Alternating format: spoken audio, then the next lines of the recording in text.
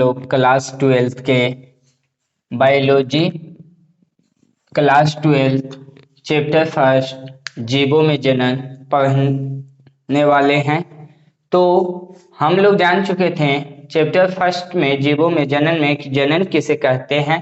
इसके साथ साथ था जीवन अवधि के बारे में, तो हम लोग जीवन अवधि भी जान चुके थे। और इसके साथ साथ जनन कितने प्रकार के होते हैं जो भी हम लोग जान चुके हैं कि जनन 2 प्रकार के होते हैं। उसी में एक था अलैंगिक जनन। तो अलैंगिक जनन के भी बारे में हम लोग जान चुके थे। अलैंगिक जनन में कोई भी जीव एक ही जीव भाग ले रहा था, वही एक जीव व्यस्त होकर नए जीव को निर्माण कर रहा था, उसी को हम लोग क्या कह रहे थे, अलैंगिक जनन। तो अलैंगिक जनन के प्रकार 6 थे, जिसमें से हम लोग जान चुके हैं कि विखंडन किसे कहते हैं। तो आज हम लोग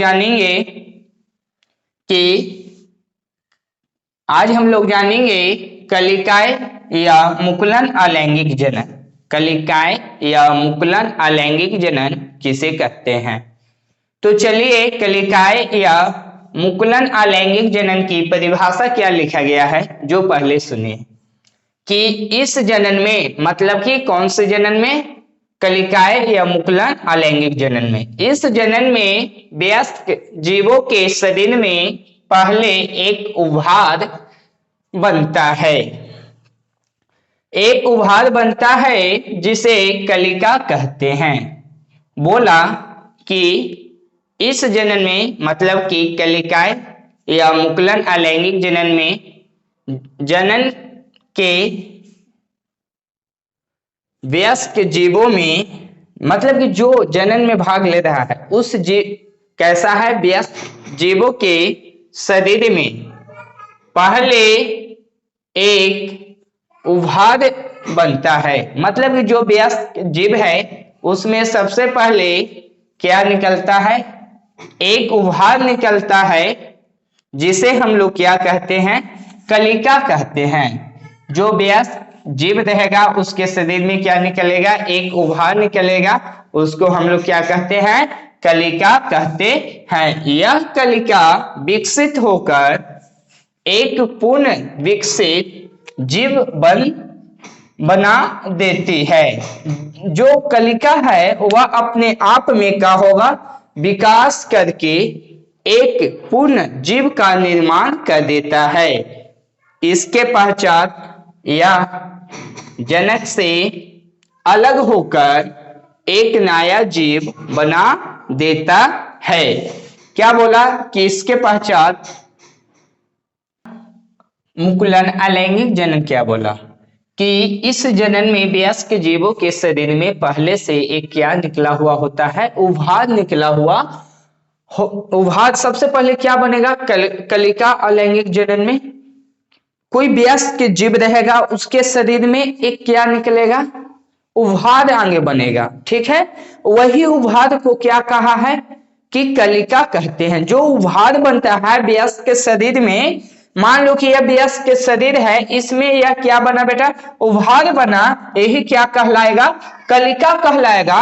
और यही कलिका जो होगा, कलिका में धीरे धीरे विकास होगा। ठीक है, देखिए पहला चित्र हम एक लिख दिए हैं, इसमें दिखाए हैं कि यह क्या है, एक उभार निकला हुआ है जिसे हम लोग क्या कहें, कलिका कहें, और छोटा उभार निकलता है। ठीक है, देखिए चित्र 2 में देख लीजिए आप, इसमें देखिए यही कलिका में क्या हुआ, विकास हुआ। मतलब कि जो कलिका बनता है उसमें फिर क्या होने लगता है, विकास होने लगता है। और फिर यही कलिका देखिएगा चित्र 3 में देख लीजिए क्या हो जाता है, जनक से अलग हो जाता है। अपने जनक से, मतलब जिनमें बना ना, उससे क्या हो जाएगा, अलग हो जाएगा।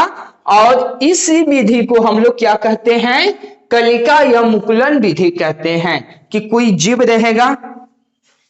रहेगा वह वयस्क जीव होगा, ऐसा नहीं परिपक्व हुआ। वयस्क के कहने का मतलब कि परिपक्व, अलैंगिक जनन में वह भाग ले सकता है। वह कैसा होगा, वयस्क होगा। और वयस्क के शरीर में क्या निकल जाएगा, उभार निकल जाएगा। और उभार निकलने के बाद जो विकास करेगा तो किस में विकास होगा, कलिका में विकास होता है। देखिए यहाँ पे छोटा था बाबू, यहाँ पे विकास करके इतना बड़ा हुआ। जब इसमें विकास होता है तो यही विकसित होकर किससे अलग हो जाते हैं, जनक से अलग हो जाते हैं। मतलब कि जिनमें उभार बना था ना, और अब तो कलिका विकसित हो गया, विकास कर गया, और वह अपने जनक से क्या हो जाते हैं, अलग हो जाते हैं, और अलग होकर एक नया जीव का क्या कहते हैं, निर्माण कर देते हैं। उसी को हम लोग क्या कहते हैं, कलिका अलैंगिक जनन। कलिका अलैंगिक जनन या कलिका प्रबंधन भी कहा जाता है, या इसे मुकुलन अलैंगिक जनन भी हम लोग कह सकते हैं। तो चलिए आप इसका स्क्रीनशॉट ले लीजिए।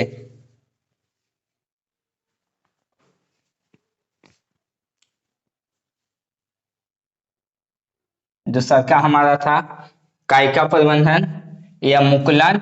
ये हमारा तीसरा है प्लाज्मोटमी द्वारा अलैंगिक जनन। कि प्लाज्मोटमी द्वारा अलैंगिक जनन की क्रिया कैसे होती है। तो चलिए देखिए परिभाषा लिखा गया है कि इस प्रकार के जनन में बहुकेंद्रीय जीवों में होता है। यह जनन किस में होगा, तो बहुकेंद्रीय जीवों में। इस प्रकार के जनन किस में होगा, तो बहुकेंद्रीय जीवों में होगा, जिसमें एक से अधिक क्या हो, केंद्रक का निर्माण होता हो, उसमें प्लाज्मोटमी अलैंगिक जनन की क्रिया होती है।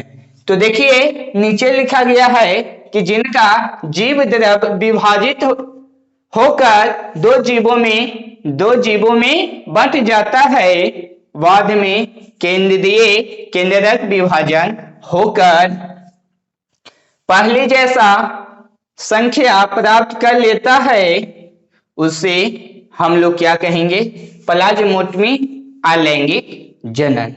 देखिए परिभाषा तो बोल दिए बाबू, कुछ समझने में भी तो ना आया होगा कि क्या बोले।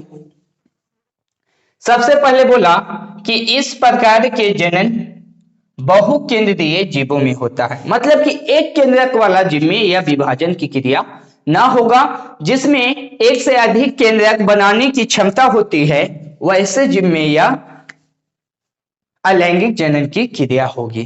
कौन सी अलैंगिक जनन की, तो प्लाज्मोटमी अलैंगिक जनन की। ठीक है, तो बोला कि जिनका जीव द्रव, देखिए हम उदाहरण उठा, फिर है पॉलीमिक्सा, फिर है पैरामीशियम। तो देखिए पैरामीशियम का फिगर बना दिए हैं और इसमें लिखे हैं कि कोशिका द्रव और एक केंद्रक। ठीक है, तो देखिए पैरामीशियम में भी एक से अधिक कोशिका बनाने की क्षमता है। तो देखिए इसका अगला हम फिगर बनाएंगे पैरामीशियम का, तो इसकी क्या होगी, सबसे पहले जो इसमें जो कोशिकीय द्रव है इसका क्या होगा, दो भागों में क्या होंगे, या विभक्त होंगे, मतलब कि दो भागों में यहाँ से विभाजित होकर टूट जाएगा। ठीक है, और उसके बाद दोनों में अलग अलग क्या बनेगा, केंद्रक। आगे से तो एक केंद्रक है, तो दोनों में विभाजित ना हुआ, तो सबसे पहले किसका विभाजन हुआ, तो कोशिकीय द्रव का विभाजन होगा। उसके बाद इन दोनों में जैसे पहले था एक केंद्रक के मालिक थे, तो पुनः एक केंद्रक का क्या होगा, दोनों में अलग अलग केंद्रक का फिर से निर्माण होगा, मतलब कि पूरी तरह से एक केंद्रक बन जाएगा। इसी को हम लोग क्या कहेंगे, प्लाज्मोटमी द्वारा अलैंगिक जनन। ठीक है, और इसमें पुनः देखिए अंतिम लिखा गया है बाबू, जैसी संख्या प्राप्त कर लेती है, मतलब कि जैसे पहले था वैसा यह फिर बाद में यह अपना आकार को क्या कर लेता है, बना लेता है। इस प्रकार की जनन क्या कहलाएगी, प्लाज्मोटमी अलैंगिक जनन कहलाएगी। तो चलिए आप इसका स्क्रीनशॉट ले लीजिए।